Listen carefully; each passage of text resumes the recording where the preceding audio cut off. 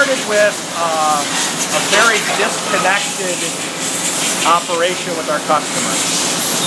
We had no idea what engines they were going to run, which then dialed down to what components they were going to need on any given day.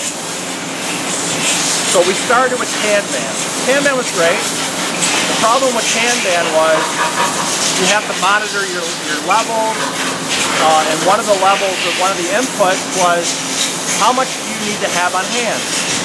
So our position was we wanted to have worst case scenario 1 day of inventory on hand. With 4 part numbers of an equipment rack, and they were running at that time 8 engines a day, I had to have 8 equipment racks of every part number ready.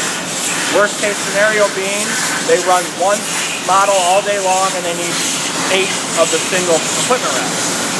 It did work well. We were lean. A lot of people thought huge improvement, great, but we all felt we could go even further, like 1 piece flow or synchronized production. So what we're doing now is the assembly line knows what they're going to run. They have the model all laid out. They know all the parts they're going to need. We ask them to give us that information. So with that, we can say, okay, this model is going to run A, B, C. They're going to need A part, B part, C part.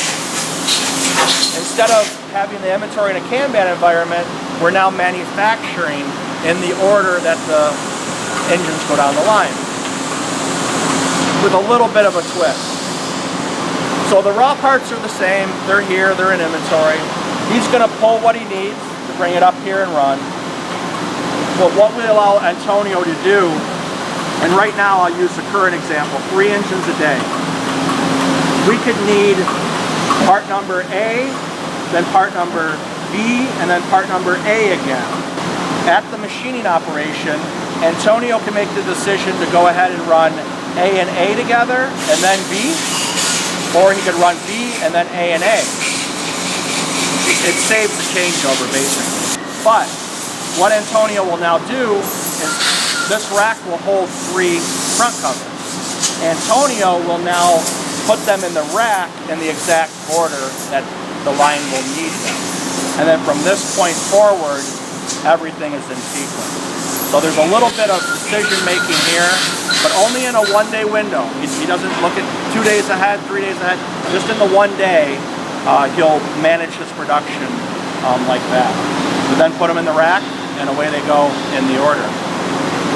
In a nutshell, since we've started doing 1-piece flow sequencing, we've reduced in WIP and raw component about $750,000 total just in this department.